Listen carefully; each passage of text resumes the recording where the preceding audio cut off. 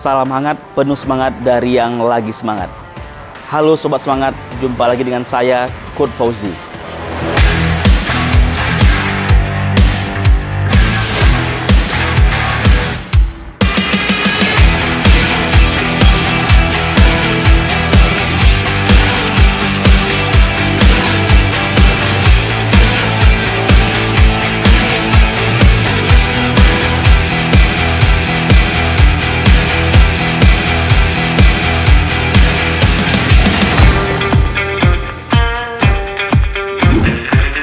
Sebelumnya saya sudah membahas tentang journey lulus ujian PMP. Kali ini saya akan membahas tentang Project Management Process Group dan juga Knowledge Area. Project bukanlah sesuatu hal yang baru. Project sudah digunakan ratusan tahun yang lalu. Kita bisa melihat ada Great Wall di Cina, piramida di Mesir, dan juga ada Candi Borobudur di negara kita, di Jawa Tengah, Indonesia. Sebelumnya saya ingin menanyakan terlebih dahulu, apa sih project menurut sobat? Menurut PMBOK 6, project itu adalah suatu kegiatan yang bersifat sementara atau temporary endeavor. Jadi ada start dan juga ada finishnya. Juga project itu menghasilkan suatu unique product, service, maupun result. PMBOK atau Project Management Body of Knowledge adalah sebuah guidance atau arahan dan bukan merupakan metodologi. Sebagai guide, PMBOK adalah generally recognized dan juga good practice. Generally recognized berarti knowledge dan practice dapat diaplikasikan untuk semua project di setiap waktu dan ada konsensus tentang value dan manfaatnya. Good practice berarti ada kesepakatan bahwa aplikasi knowledge, skill dan tool dan teknik terkait proses project management dapat meningkatkan peluang sukses project dalam mendeliver value bisnis dan hasil yang diharapkan. Project life cycle atau siklus sebuah project adalah sebuah rangkaian di mana project berjalan mulai dari start sampai dengan selesai.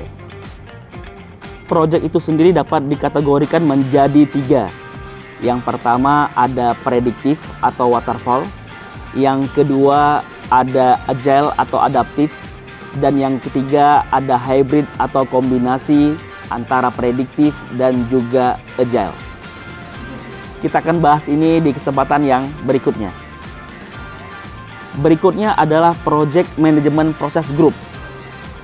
Ada sobat yang tahu tentang Project Management Process Group?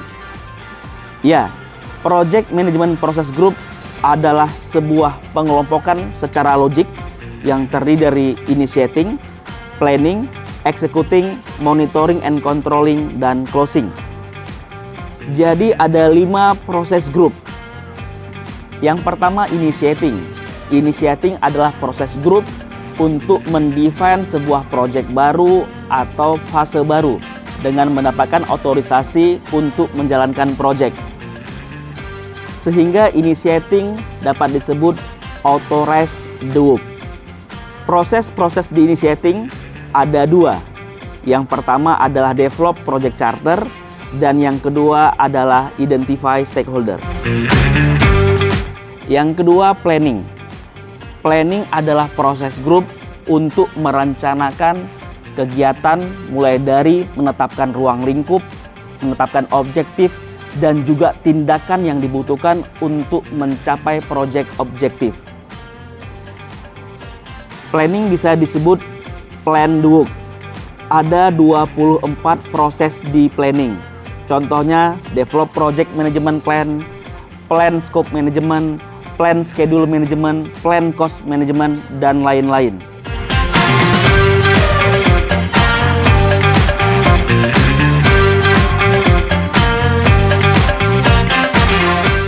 Yang ketiga adalah executing.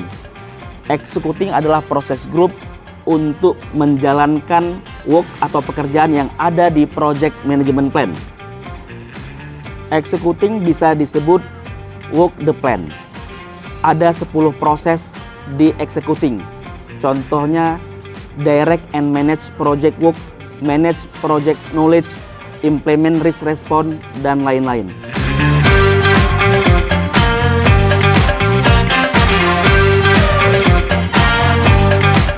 Yang keempat adalah monitoring and controlling. Monitoring and controlling adalah proses-proses yang dibutuhkan untuk mengetrack, mereview, memonitor, dan mengontrol progres, serta mengelola change. Monitoring and controlling bisa disebut dengan control actual versus plan.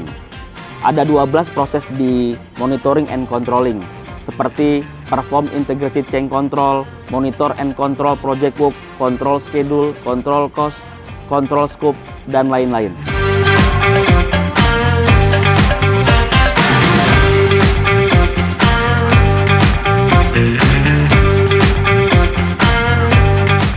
Yang kelima ada closing. Closing adalah proses grup untuk menyelesaikan, memfinalisasi, dan mengclose project, fase atau kontrak secara formal. Ada satu proses di closing, yaitu close project or phase. Berikutnya ada project management knowledge area. Ada sobat yang tahu apa itu project management knowledge area? Knowledge area adalah area knowledge di project management. Selain proses grup, proses-proses di project management dikelompokkan ke dalam knowledge area. Ada 10 knowledge area di project management. Yang pertama, project integration management. Project integration management adalah proses-proses untuk mengidentifikasi, mendefine, menggabungkan, dan mengkoordinasikan seluruh proses-proses yang ada. Project integration management ada 7 proses, yaitu develop project charter, develop project management plan, direct and manage project work, manage project knowledge, monitor and control project work, perform integrated change control, dan juga close project or phase. Project integration management adalah role-nya project manager. Yang kedua, project scope management. Project scope management adalah proses-proses yang dibutuhkan untuk memastikan project, termasuk seluruh pekerjaan yang dibutuhkan, dan hanya pekerjaan yang dibutuhkan untuk menyelesaikan project. Ada 6 proses di project scope management, dimulai dengan plan scope management, collect requirement, define scope, create WBS, validate scope, dan control scope. Yang ketiga adalah project schedule management. Project schedule management adalah proses-proses yang dibutuhkan untuk mengelola waktu menyelesaikan project. Ada 6 proses di project schedule management. Plan schedule management, define activities, sequence activities, estimate activity duration, develop schedule, dan juga control schedule. Yang keempat, project cost management. Project cost management adalah proses-proses yang dibutuhkan untuk merencanakan, mengestimasi, membudget, financing, juga mengelola dan mengontrol cost, sehingga project dapat diselesaikan sesuai dengan budget yang telah di-approve. Ada 4 proses di project cost management. Yang pertama, plan cost management, yang kedua, estimate cost, yang ketiga, determine budget, dan yang keempat, control cost. Yang kelima, project quality management. Project quality management adalah proses-proses dalam perencanaan, mengelola dan mengontrol quality dalam memenuhi ekspektasi stakeholder. Ada 3 proses di project quality management: plan quality management, manage quality, dan control quality.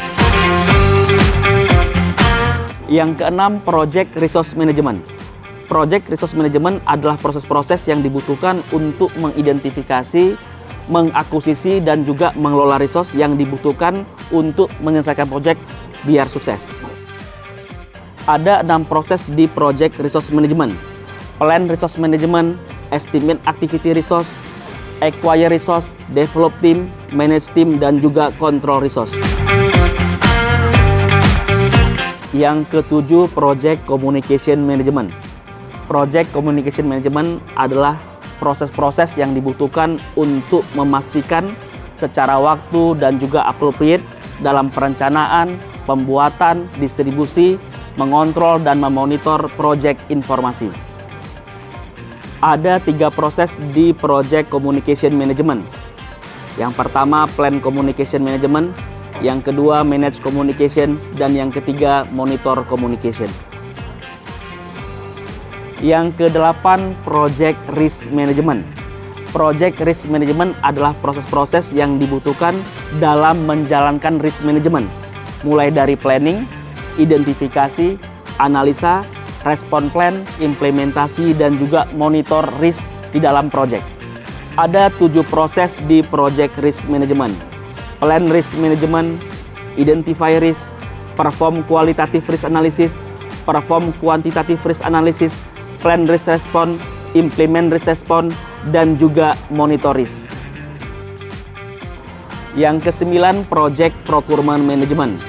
Project Procurement Management adalah proses-proses yang dibutuhkan untuk membeli atau mengakuisisi produk, service, atau result dari luar project team. Ada 3 proses di Project Procurement Management. Yang pertama, Plan Procurement Management. Yang kedua, Conduct Procurement. Dan yang ketiga, Control Procurement. Yang ke-10, Project Stakeholder Management. Project Stakeholder Management adalah proses-proses yang dibutuhkan untuk mengidentifikasi stakeholder. Bisa orang, grup, atau organisasi yang bisa memberi dampak atau diberi dampak oleh project. Menganalisa ekspektasi stakeholder dan juga dampaknya, serta membuat manajemen strategi yang appropriate untuk engage dalam berhubungan dengan stakeholder. Ada 4 proses di Project Stakeholder Management. Yang pertama, Identify Stakeholder. Yang kedua, Plan Stakeholder Engagement. Yang ketiga, Manage Stakeholder Engagement. Dan yang keempat, Monitor Stakeholder Engagement. Jadi kalau kita rangkum di dalam 5 proses grup dan 10 knowledge area, ada 49 proses. Untuk 49 proses ini kita akan bahas di video selanjutnya. Demikian sharing saya kali ini. Mudah-mudahan bermanfaat buat sobat yang sedang belajar project management atau persiapan ujian PMP atau SIAPM. Silakan tulis di kolom komentar materi apa di project management yang ingin sobat pelajari. Insya Allah di pertemuan selanjutnya kita akan bahas materi tersebut. Oke, sampai jumpa sobat semangat. Tetap semangat.